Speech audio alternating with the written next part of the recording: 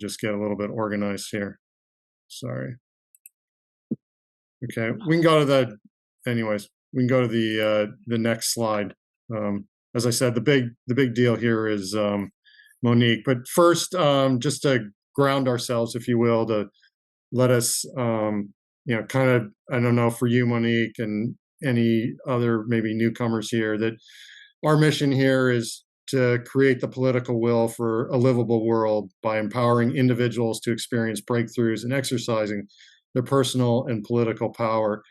And I'll just say one thing off the bat, that I think Citizens Climate Lobby, people think that all we care about is pricing carbon and, carbon cashback or carbon fee and dividend, but it really goes to the first line. We're behind any kind of policies that we feel will bring about a livable world and will be equitable, which is one of the reasons why we push for the carbon fee and dividend, because it will both bring down emissions and it does it in an equitable way, in a progressive manner. And the other thing I'd say is that we are nonpartisan. So in that, we look for bipartisan solutions to the climate crisis that we're faced with. You can go to the next one, Noel. So, not going much further here. It's my pleasure to introduce Monique Schafer from the Hawaii State Energy Office. Thanks, Monique, for joining us here. So she went to the fine UC school establishment, from which everyone, goes there, gets a fine undergraduate education. I just went down the road, Monique, to UC San Diego. But anyways, so with a bachelor's degree in environmental science from Hawaii, from HPU. And I guess in Monique's own words, she's dedicated to building a more renewable energy future that will help protect the beautiful and sensitive environment that we depend on for our survival. And I'll just also add, I'm sure, Monique, you've been working tirelessly on the decarbonization strategy. So we look forward to, the challenging task of trying to summarize in 20, 25 minutes. So I'll turn it over to you. So thank you so much, Paul, and I'm really excited to be here with this group today. I did make a few slides, so I'll go ahead and share my screen. And I do apologize. I have been just horrendously overbooked for the past month. So it means, I think, that people are very interested in this, and I think that's good news. But of course, I think I've grown some gray hairs in the past couple of months. So can you see my screen?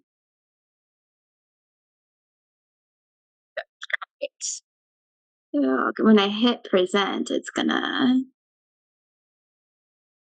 switch everything up. Perfect. All right. So the State Energy Office has been tasked with evaluating the pathways, and also has been tasked with developing recommendations to achieve the economy-wide goals. And I think it is also very in line with our statutory mandates, which are established under HRS 196-71, to promote energy efficiency, renewable energy, and clean transportation to ultimately achieve a clean energy economy. We also provide analysis and planning to sort of inform and develop policies, which I think the decarbonization report does well. Within the Act 238 scope, we are tasked with analyzing pathways and recommendations for achieving the state's economy-wide decarbonization goals. And that's really established by 225P-5, which is actually a pretty, important statute that we definitely, I think, is probably undercited. There's not a lot of teeth to it. But it is still a target, and it is written in our regulations. So I'm going through this pretty quickly, so bear with me. We did contract with both E3 and NREL and Rel's doing the electric sector analysis, and E3's been doing a lot of the work on the pathways to meet our net negative goals no later than 2045. And we also have an interim target of 50% reduction by 2030. And the benchmark year for that's 2005. Taking a look at where we've been over the past 30 years, it's clear that in order to meet our mandated target, stiff changes are going to have to happen. Like, this slope of the line is absolutely, I mean, it's dire. The statute was built upon sort of where we needed to be based on the climate crisis. So, cutting emissions to meet 2 degrees Celsius warming. It's not just a target that was established, in accordance with our RPS. It's really based on climate knowledge. So we definitely have a long way to go to do our part. Just further breaking down this graphic a little bit, you can see that both transportation and the electric sector are really driving the bulk of our emissions. And these are ultimately measured by the greenhouse gas inventory. And it's important to note that that's tailpipe or in-state emissions. So it's not inclusive of imported emissions. Further breaking down or looking at this graphic from the most recent inventory year, we really see that the energy sector makes up a bulk of our total emissions. And, breaking down the energy sector further, stationary combustion, although we do have a strong renewable portfolio standard statute that we're working towards, emissions from the electric sector are still by far the largest. And that's driven by the fact that we have oil-based fossil fuel plants. Domestic aviation, it closely follows at 25%. It's not inclusive of international emissions. Those are accounted for in the international bunker fuels category. And then ground transportation is also up there with domestic aviation. So getting at the heart of our reduction, emission and reduction in these sectors is really critical. At a high level, sort of aviation emissions are the one sector that's really increasing substantially. And if you break it down, most of our travel is going to the United States based on flight miles. What this ultimately means is that reducing emissions in this sector, we can't necessarily rely on some of the newer technologies such as electric aircraft or hydrogen fuel powered aviation or aircraft, because they don't fly the distance needed to get to the continental US. So that's like a little bit of a high level, where we're at big picture today. Getting into the more interesting part, we looked at, okay, how are we going to reduce emissions? And we tried to use 4 different scenarios, one being the reference case. What happens if we just sort of follow our current state and federal policies? And then the 3 mitigation scenarios are all set to reach our 2045 goals. They just do so in different ways. So the first scenario focuses really on electrification. What happens if we just electrify everything and fuel switch? So rather than really focusing on energy efficiency and demand reduction, this is less behavioral change. The second is really focused on that demand reduction. Demand reduction, I think this is where you see that carbon cashback dividend really playing a potential role in driving demand reduction, as you folks know very well. So it is a mechanism to achieve the pathway. And then the third is really focused on the energy sector rather than relying on natural working land sinks. So I'll get into a little bit more details a little bit later on, but I do want to just focus on the main takeaways from our modeling, and that none of them really should come as a shock to most folks on this call. But I think really what we're looking at is really driving economy-wide reductions in both the electric and transportation sector. Business as usual. The renewable portfolio standard gets us pretty far, but it doesn't get us all the way for the electric sector. And then the transportation sector is where we absolutely need the most change to happen. And as you sort of decarbonize your transportation sector with the current mechanisms in place, mostly electric vehicles, there is a need for increased electric generation and more renewable energy development. By far, the most cost-effective pathway is reducing demand, and that's, I think, where we know for certain that a carbon tax and dividend is very cost-effective. It has a low administrative burden, but it's not necessarily the silver bullet. So pairing it with other actions such as, infrastructure to do alternative modes, or even low carbon fuel standards for the aviation sector, can really be a better way at approaching that 2045 target.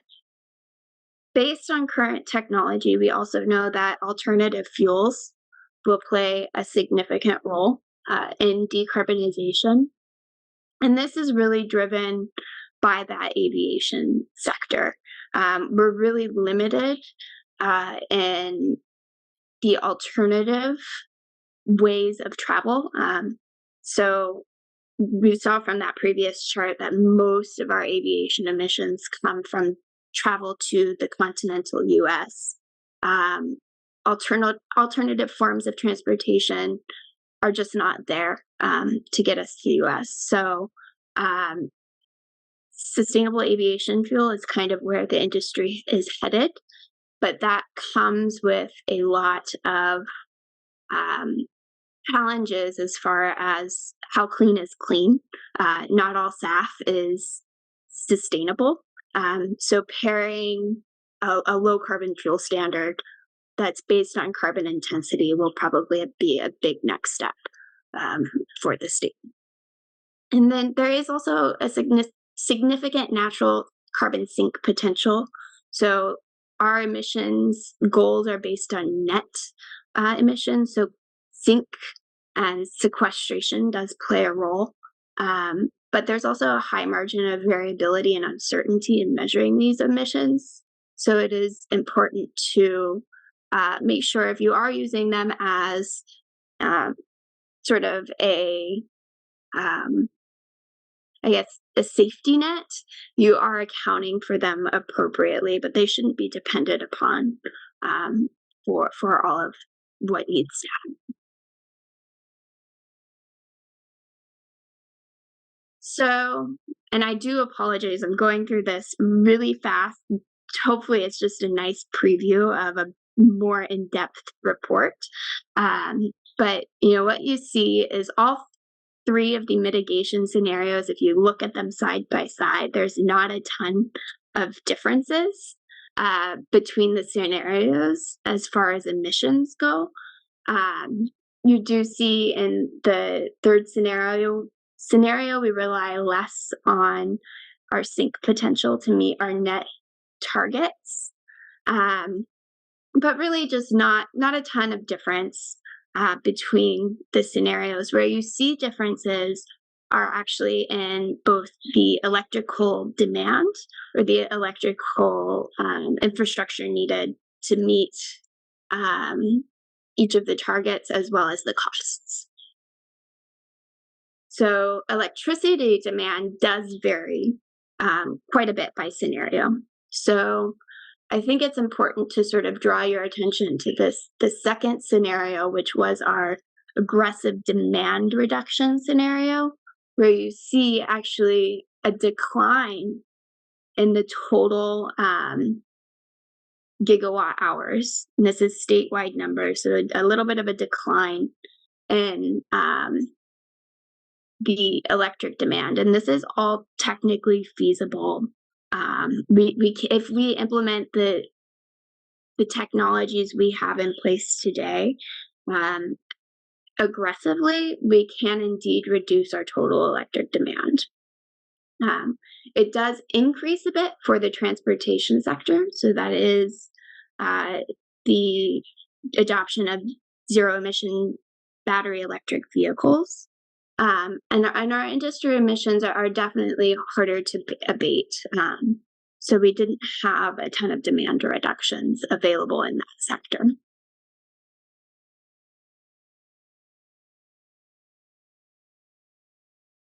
So if you look at, it's kind of a different way of looking at the same scenarios, but it's important to realize that we identified sort of a level of a challenge associated with each of the different evaluation criteria. Major savings from demand reduction in scenario 2. And that's really, again, driven by this scale required, and which is challenging to do if you don't have the appropriate mechanisms in place to drive demand reductions. We did do quite a bit of stakeholder outreach and got some really great feedback. And I think, one of the biggest is we are very much limited by the capital, even with the Infrastructure Reduction Act funding and the IIJ funding that is coming our way, that we are just absolutely overwhelmed with. I think a lot of it's coming through state agencies. Even with that, there is still a financial barrier to reach our goals. There were folks that definitely said we need a new or reimagined source of finance, and looking at polluter pays or fee-based structures was definitely part of the feedback received. And then, making sure that the burden or the costs of some of these actions don't fall entirely on residents was also stressed. I'm not going to go into it too much, but we have put together draft regulatory recommendations as a part of the study. And these include updating. So as we were going through the modeling and really benchmarking all of our models to the existing greenhouse gas inventory, there are definitely a lot of shortfalls in how emissions were calculated. And if that is to be our, ultimate guiding light for emissions reductions, it's important we're accounting for emissions appropriately. So right now, as it stands, it's not at all a interactive. If you read the greenhouse gas inventory, it's not at all an interactive sort of stakeholder engagement process. It's very much the report gets published. It's handed out to state agencies to review within 2 weeks, and we give our feedbacks, and they may or may not be incorporated.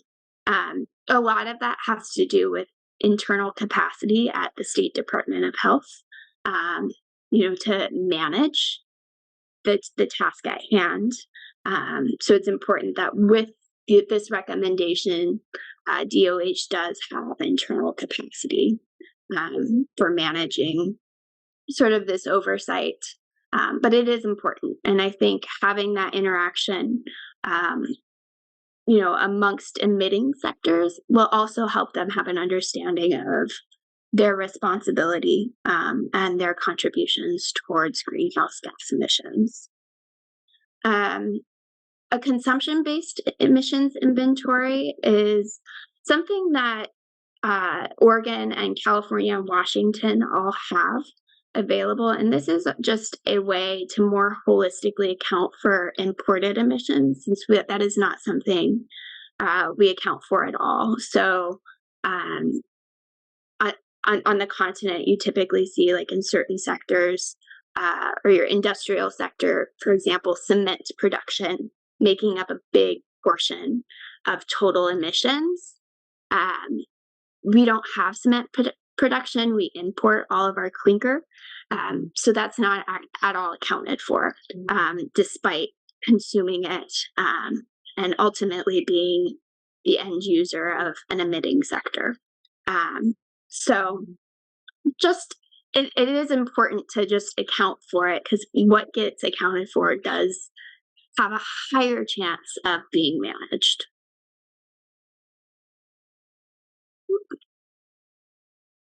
So another big recommendation, and this is ultimately just driven by the need for decarbonized fuels, is establishing a low carbon or clean fuel standard that's based on life cycle carbon intensity. So we do not want to see fuels in the state that are sort of renewable but dirty. So establishing a clean fuel standard is kind of that benchmark to say, hey, these are the fuels that are actually a little bit cleaner than their fossil fuel alternatives.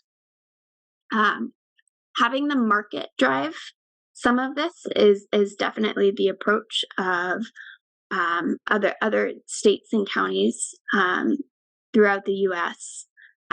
So pairing it with an aggressive carbon pricing mechanism can actually incentivize the adoption of low carbon or clean fuels, and pairing it with a dividend to ensure that pricing is not regressive is also important. And I would say we didn't get too much into the nitty-gritty of what the price needs to be set at, but I think that is probably worth reevaluation, and even looking at a scale so it becomes more and more costly as time goes on, is likely something that we're going to recommend again for future study, noting that we did have the carbon pricing study done by Paul and McKenna Kaufman and your group before, so referencing that heavily. And yeah, there's a lot of other sort of recommendations, and I'm more than happy. I have 5 minutes. I'm really sorry. I hate rushing through this, but I'm more than happy to answer questions. I know that was probably a lot of information thrown at you. I will just kind of let you guys all know we do have a website, so comments are closed, but this report will be published and available at the end of the year. It's also going to the legislature, and we plan to accept comments on the report itself after it's published, and we'll be publishing those comments once it's finished. Thank you, guys. Thank you, Monique. That was excellent. Appreciate you this great overview of the work you folks have been doing. And obviously, we're big fans of recommendations 2 and 3 that you had there. So why don't we go to the audience here? I don't know if you want to stop sharing. You get to see everybody's smiling faces again. And I'll go to Noel. You want to?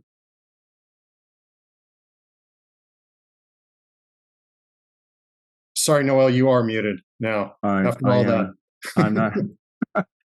Monique, thanks very much. I predict we'll have follow-up conversations. This is great. Lots of good information. Looking forward to getting the report published. Quick question. You have the different scenarios, the three different scenarios that you modeled. I'm just curious as to whether or not there's also an overlay across all of those, right? So you have all of those factors, all those strategies together, and what the impact could be as a result of doing all of that. So it's all scenarios blended where you have, so was that considered, or is that considered? So there's certain, like within, and this is probably better described through sort of the assumptions that were built in to the models. So there are assumptions that we did hold constant across different scenarios. So stacking them wouldn't necessarily get you like extra emissions reduction, if that's kind of where you're going. I think what we did sort of contemplate is taking the highest sort of biggest bang for your buck, biggest reducers of each scenario and doing a final scenario that really doubles down. But we just we're constrained for time and might be something worth doing in the future, but noting that there's also sort of trade-offs, natural trade-offs between the different scenarios. Okay, thank you. Thanks, Monique. Thanks, Noel. Keith?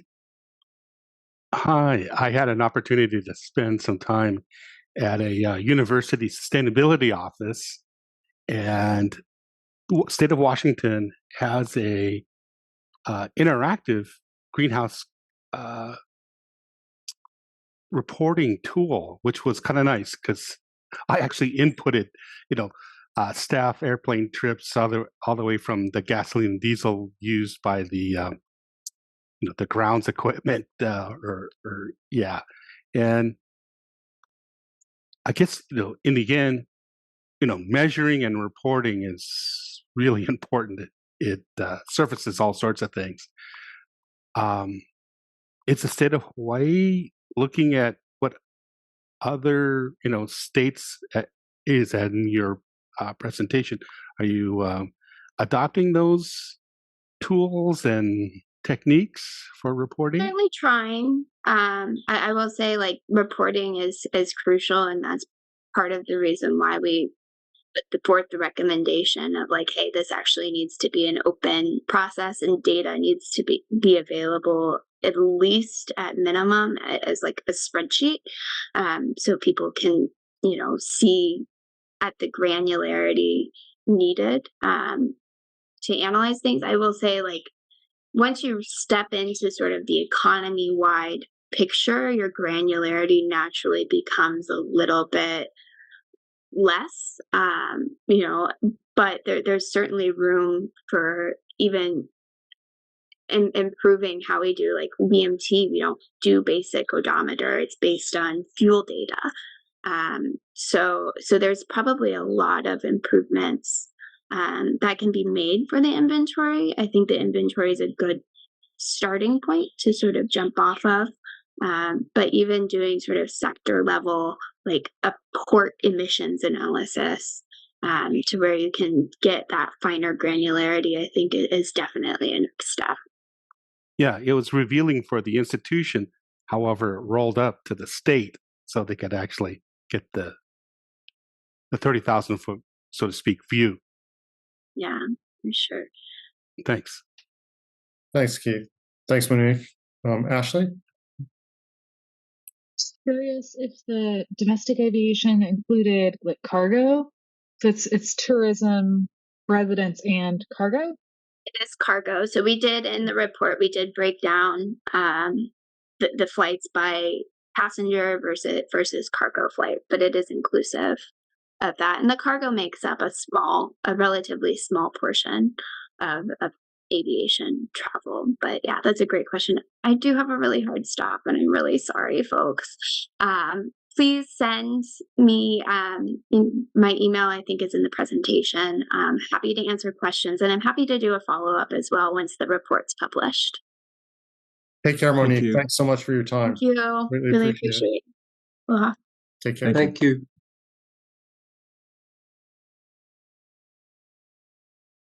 That was incredible. Yeah, that was quite good. Thanks everybody for joining in, and thanks for the good questions. Do people want to have any more Q&A or any questions about this stuff? I don't know who's going to answer them, but if there are questions or otherwise we can go on. Sorry, Rita, go ahead. Well, I have a dumb question, so I'm glad she's gone so that only you all hear it. But I'm wondering, when an airplane goes from Hawaii to the mainland, is it counted differently if that airplane goes to the closest place, like, say, California, or if it goes over to far? I know that you can fly much farther than just California. Will that still count to us? Am I making sense? Yeah. So and Ron, correct me, but I think the way that the emissions from aircraft are allocated is basically it's half goes to the origin, half goes to the destination. So you take into account where it's going to. So if the plane goes to New Zealand, it's going to have a different amount of emissions or what have you than if it goes to California. Is that answering the question? Well, not exactly. I was thinking, would it make a difference if we simply said our planes will only go to the closest place, and then people can take another plane that goes on farther, that doesn't go to our emissions? Oh, it's an important question, because the atmosphere doesn't matter. Whether if we chop the trees in Canada and the U.S. and pelletize them and it's burnt in a British, furnace, the atmosphere doesn't care. It's the atmosphere bookkeeping is important. Yeah. Right, but I think exactly what Ruth is asking is when it comes to the inventory assigned to the state of Hawaii, if we only flew to California, let's say, versus flying to the East Coast, flying to New Zealand or what have you, would our emissions be lower? And I think, yes, the answer is yes. So if we restricted all flights just to go to the mainland or whatever, you can't fly to Japan, you can't fly to New Zealand, you can't fly to DC or what have you. Yeah, we could reduce emissions. But to Keith's point, right, it's a global problem. Right. Thank you. Sure. I'll just comment, it does present an interesting opportunity for us if we're somehow able to, that whole commentary about SAFs, right? I know there's talk about, we know electric planes are not going to happen for, Trans-Pacific. And we know that hydrogen itself is probably not going to work as well because it's just going to take so much space. There's not going to be enough passenger volume. It's going to be SAFs. And as mentioned in the meeting, depending on how it's made, you can have good or bad, LCA, right? So if we can somehow produce more than enough energy locally to satisfy all of our needs, including the electrification of transportation that is necessary, then there's the opportunity to convert that energy into liquid fuels that could help us offset the carbon emissions associated with air travel. So it's an opportunity for us, but we're a long ways from there. We're going to need a lot more renewable energy, and we're going to need to tend to the immediate needs before we think about or focus on that. Just wanted to add that. So it's a balancing act? It's a prioritization issue, I think, right? So, for example, if you have the opportunity to decarbonize ground transportation, will you focus on that, or will you focus on creating enough energy to support sustainable aviation fuels? There's low-lying fruit, and for me, one of those things would be reducing the impact of ground transportation, reducing the need for passenger cars, as an example, and then electrifying those vehicles that are must-haves, the needed vehicles. But I noticed you didn't say putting solar on everybody's roof. Well, that's different. I mean, creating energy, shifting our electricity production from fossil to renewables. I mean, that's a given. We're going to need to do that as well. There's so many things that we need to do all at once. And that was kind of suggested in the report, right? Decarbonize energy, decarbonize transportation, reduce the need for electricity and fuel to begin with. They're all, we need to do all of it. Well, I think you're also talking about there's a supply side and a demand side, right? So you're talking, Noel, about reducing demand and changing the types of demand, and you're talking rooted supply if you're talking about rooftop solar.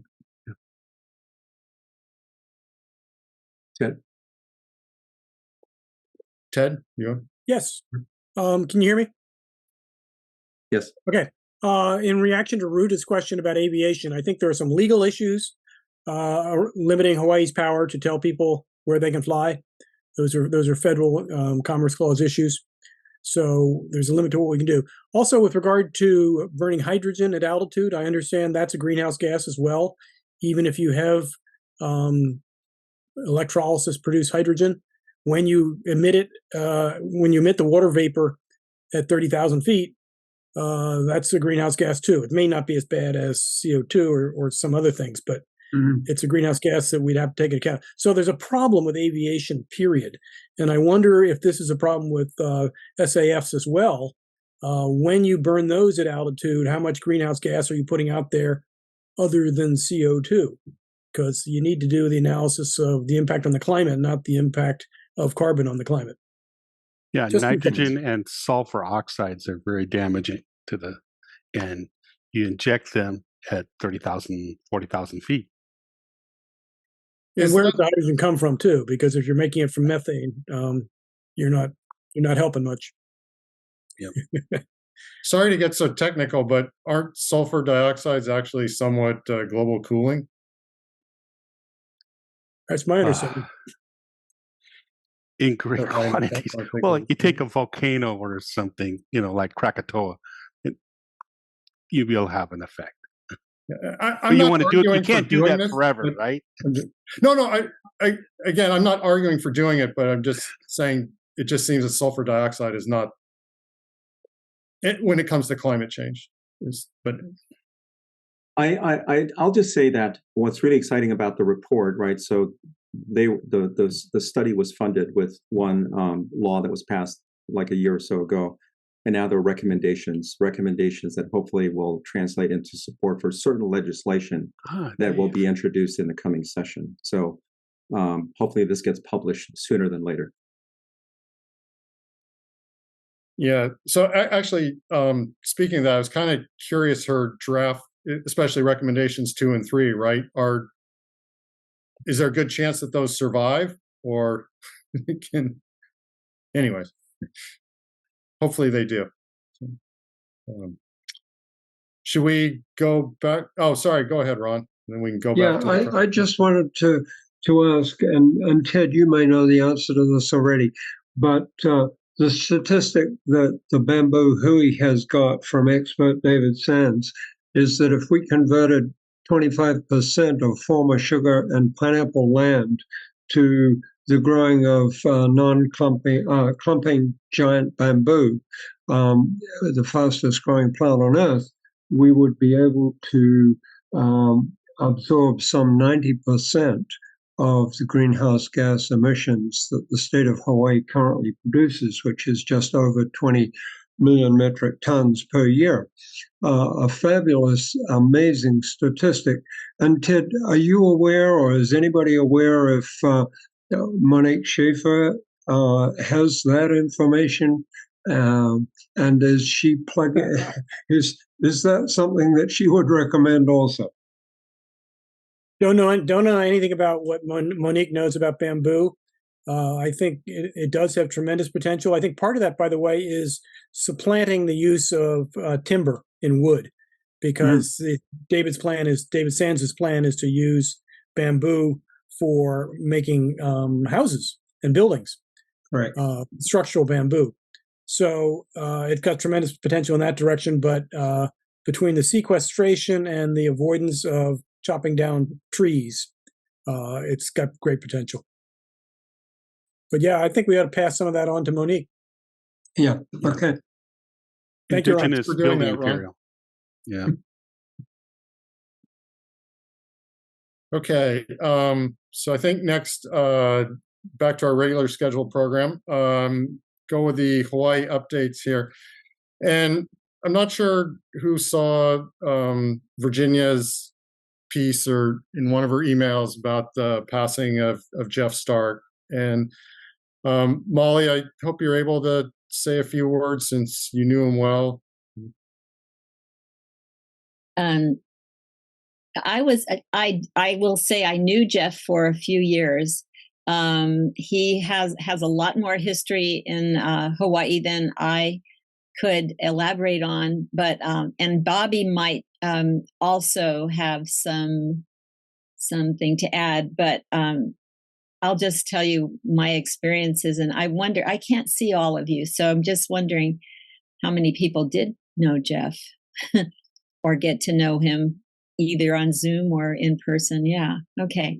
Well, so you had probably similar experiences to me, which was just the things that come to mind is just he just seemed like a bundle of energy, and he was really committed to environmental issues for a long time. I know that, and I think lived most of his adult life on Maui, and he truly loved Hawaii, even to the point where when he got ill, he didn't want to go anywhere else. He wanted to stay on Maui, and he was fortunate to be able to do that, and his sons were able to help him make that happen. And he has a good friend, Cynthia, who's probably not here, but would have was also a big support to him. Well, my memories of Jeff are, I think the first thing that comes to mind is just his sense of humor. He was just really upbeat, and nothing seemed to get him down really. And he was also just, I think, super energetic and just full of ideas. So he was full of ideas, and he would just call on the phone, anytime he felt like it. And I think who else had that experience where Jeff would just call you, and say, hey, what about this? He was just always coming up with ways to promote carbon fee and dividend or whatever else, whatever other related activities there were. And I think that was one of the things I really loved about him, is just sort of this unstoppable attitude, and his ideas were always solution oriented, and he just would go do them. He organized Rotary Club speakers. What do you call them? Well, he just got a hold of the Rotary Club and started lining up speaking engagements and put together a slideshow, and he got Zoe involved. I think when Zoe was probably even in Sweden, she was originally from Maui, spent time on the Big Island, helped start CCL, and as a student was in Sweden for a while, and he would even get her on those Rotary Club speaking engagements. So Adam and I spent a little time with them probably a year and a half ago. Yeah, we visited Jeff a couple of times, and he was just always made you feel welcome, and like he was glad to see you, And I think anybody who met him sort of had that same experience. Adam's sitting here next to me. Did you want to add anything? Sorry. Or he's agreeing with me. Yeah, I'm definitely agreeing with Molly. He was a really, really interesting person. Yeah. So Very It's- positive. yeah. So positive. Fantastic. and sorely missed, I think, in the last year or so since he became ill. So I will let anyone else speak up who wants to. And thank you very much for giving me that chance to remember Jeff. Thanks so much, Molly, for the nice words. I don't know if anybody else, Bobby or Doug, you folks want to say anything? I'll take that as a no. But yeah, I always remember Jeff's stay positive, test negative during COVID. So that was, yeah. So, anyways, yeah, as you said, Molly's definitely be sorely missed. He was great inspiration, great power behind a lot of the stuff we were doing. So, anyways, assuming nobody else has anything to say, shall we go back to? So, Tom and Doug, if you have a minute or so, can speak to this slide about updates with carbon cashback. Don't need to talk about everything, but whatever's kind of new and think people need to know. Sure, I can start off with the outreach to the public and then hand it over to Doug for the legislature. We've been Carbon Cashback Group has been continuing to put out a monthly newsletter. The last one went out last week. The focus was on climate justice and how carbon cashback relates to the goal of achieving climate justice. If any of you are not getting that newsletter, you can get on the mailing list by going to the Carbon Cashback website and signing up there, or easier, just put your just say so in the chat here. But hopefully, all of you are on that list already. We've been continuing to put effort into outreach to the business community. We've sort of struggled with that over time. Obviously, it's a very, very important sector we want to, I guess, to get behind carbon cashback. And we did have one really important meeting with Chamber of Commerce Hawaii. So that was a good breakthrough. We had a good meeting, and hopefully that'll lead to further conversations with folks in the business community. We're also trying to expand outreach to sort of other groups like low-income advocates who maybe climate change is not the central part of their mission, but they have an interest in how marginalized communities and so forth fare as we make the transition to a low-carbon economy. So we're trying to reach out and making some good inroads to groups like that, and hope to again line up more organizations in support of carbon cashback. And then maybe the last thing on the public outreach front is putting some energy into, I guess, leveraging or working with existing carbon cashback supporters, but particularly the real influential groups that have a strong voice in the community, and get them to be more engaged and outspoken about carbon cashback. Groups like the Nature Conservancy, Blue Planet Foundation, groups like that. So again, just trying to put more energy into getting them to put more energy into this.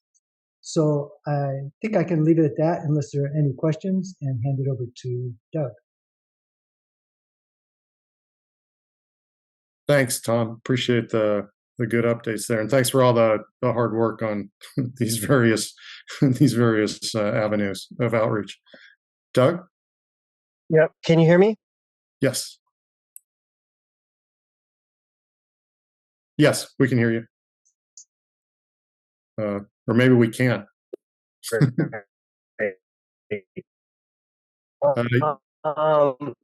Yeah, I just want Sorry, Doug, you're definitely breaking up. Do you want one of us to just say something, or now. That's better? But I wanted to follow on with Molly about. Can you hear me now? Yeah. Connection is really bad. Yeah, let's just pass. Okay, sorry, Doug. If you can get to a better place or what have you. Yeah, just kind of coming in and out there. Virginia, do you want to just say a bit on the one line at the bottom? Sure. We have a member, Eric Lindborg, who is a retired medical doctor, lives on the Big Island, and he noticed an article about climate change as a health emergency. And so he wrote an editorial which was published in the Honolulu Star Advertiser and talked about that crisis, and then also mentioned the carbon fee and dividend as an excellent one of the solutions to combating it.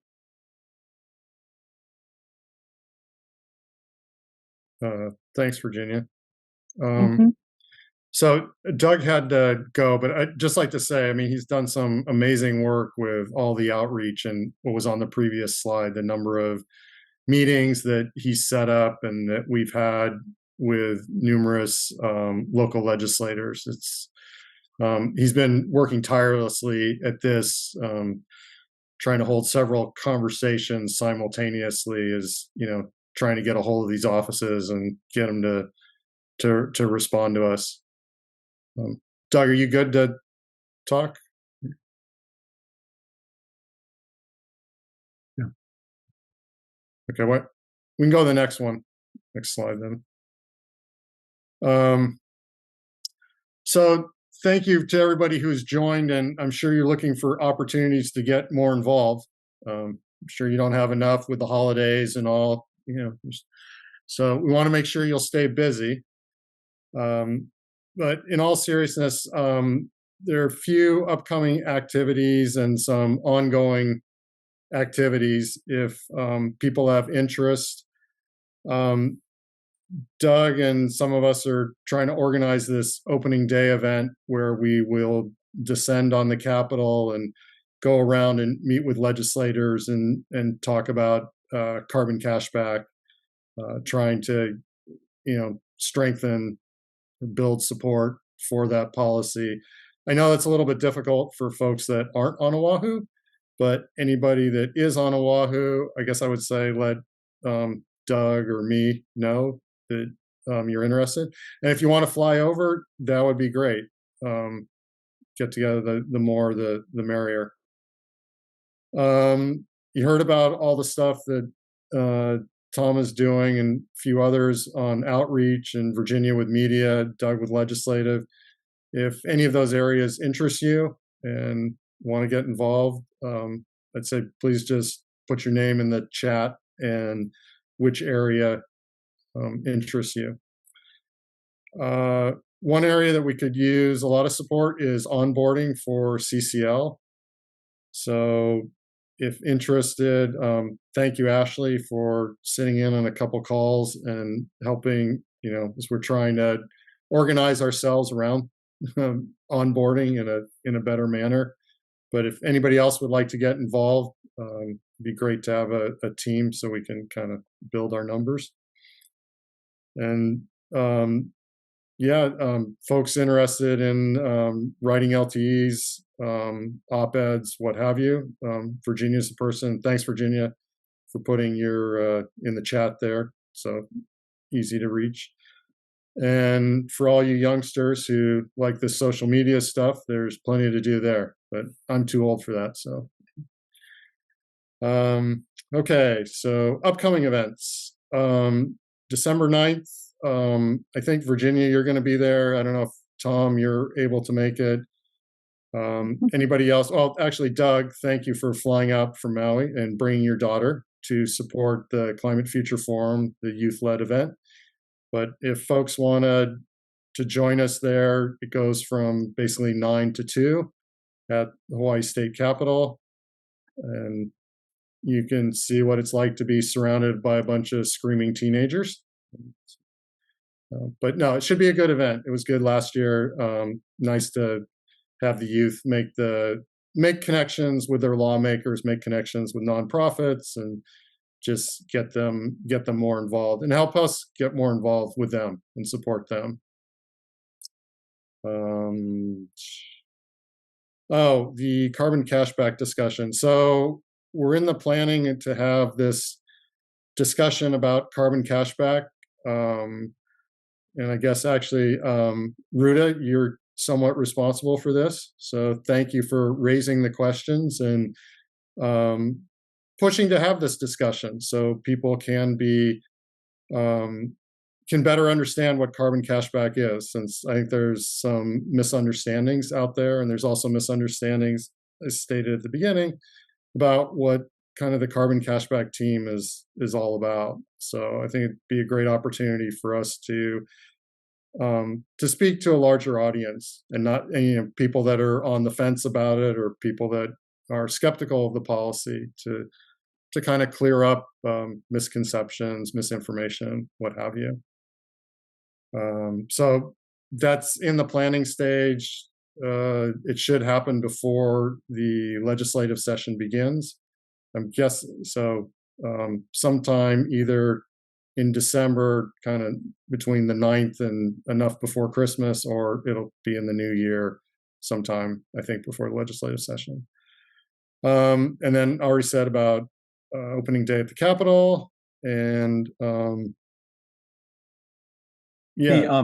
Paul, I just wanted to, I guess everybody just want to acknowledge Paul for his work with the youth, right, with Iolani, and what's happening with Climate Future Forum is possible only because we have a mentor in Paul, facilitating those discussions, working with rowdy teenagers, getting them organized, getting them excited, and providing all this necessary support for them to be really effective in engaging with our leaders. So that team is happening as a result of your support. Thank you.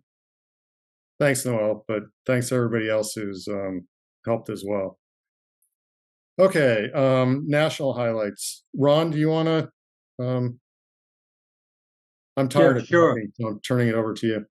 Yeah, no, that's fine. We had 4 out of 4 meetings with our 4 members of Congress. 2 of those meetings were face-to-face, which indicates that member had significance on meeting with CCL. Not to say that staffers are also hugely significant in getting legislation information to their member, as was the case with Senator Rono and Senator Schatz. And I think as a mentor for the youth, it was just great for some of us to sit in on, for example, the Case meeting, Rep. Case, and also Senator Schatz's meeting, and watch Iolani youth, teenagers, taking the lead and telling their story, and just making the case for, we've got to do something. It's our future. Get a grip. And one of the things that came out of all 360 meetings, evidently, that CCL had with members of Congress as part of their November lobby day was feedback. And staffers commented that they welcome CCL meetings, and that our meetings allow them, when there is opposition to climate bills, that to be able to say, we're hearing from our constituents that this bill is important to them, and so that's why we're supporting it. And so fossil fuel lobbyists, stick that in your pipe and smoke it, as you might say. So anyway, it was great to see the youth there and have those 4 meetings. And I'm sure, Dave, you're nodding your head, right, about CCL and everything Ron said.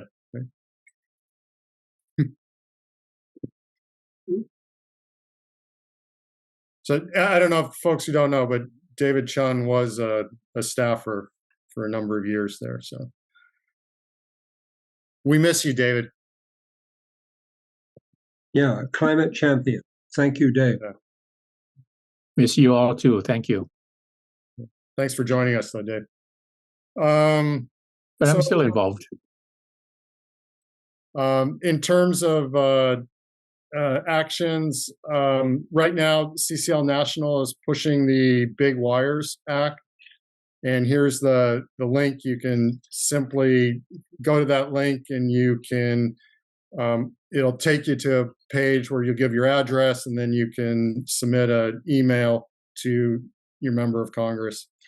And basically the Big Wires is about increasing the amount of transmission capacity among regions on the mainland.